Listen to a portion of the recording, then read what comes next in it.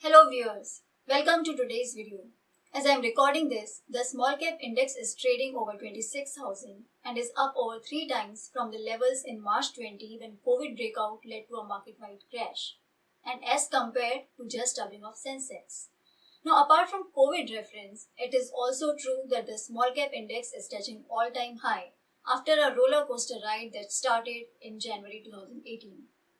That was a month that marked the previous small cap index peak. It was followed by deep correction with index down by 50% and individual small caps losing up to even 80%. As such, it is quite natural to be anxious about the timing and the duration of the next correction and if we are nearing that level. So let us take some cues from the history in this regard. I usually refer to the small cap to Sensex ratio to make a sense of relative valuations. Over nearly 2 decades, the average small cap to Sensex ratio has stood at 0.44 times. Currently, this ratio stands at around 0.5 times, suggesting that amid the recent rally, the easy money has already been made. And yet, it could be a folly to stay away from the small caps due to the fear of a correction. You see, in the previous peaks, this ratio has gone as high as 0.6 to 0.8 times, as you can see in the chart. Last time, the relative valuation, when it was reached in the month of April 2017, the peak for small caps was almost 9 months away and the index went on to record over 30% gains from that level.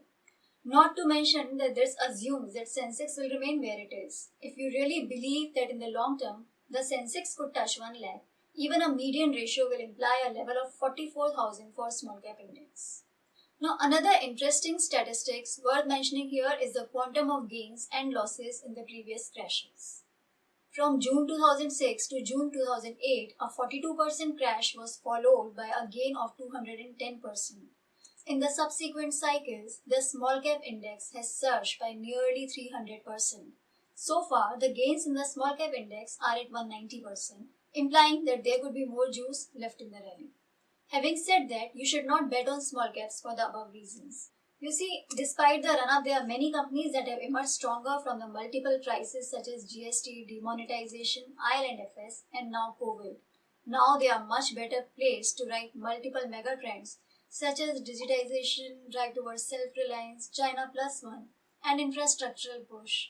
The opportunity size and the runway for growth have really expanded for some select companies. As such, it is time to be highly selective in the small cap space. The best way forward is to not attempt to time the market as such. That's a skill that no one has perfected, and I would not recommend you to even try that. Instead, what you should do is to think from a long-term perspective of 3 to 5 years and work backwards to be invested in companies and sectors that are going through positive structural trends and could be the most relevant in the economy in the coming years. You see, your next small cap bet should be on the businesses and not the market cycle. This approach has yielded stellar results for investors across cycles. Page Industries, Balkrishna, Vinati Organics, Astral Polytechnic, Tata Elxsi, Aarti Drugs. These are some of the names that have broken the mold of a typical small cap stock in the last decade. They have rewarded the early investors in them with generational wealth, irrespective of the swings in the small cap cycle or in the market cycle. There are many such names in the small cap space waiting to be discovered and re-rated.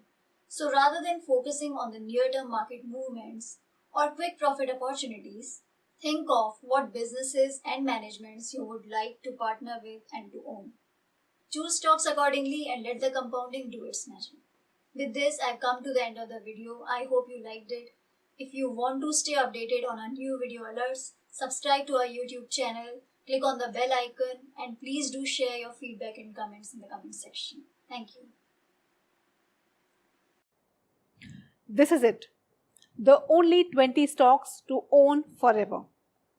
Click here to reserve your free spot for our special event on Forever Stocks.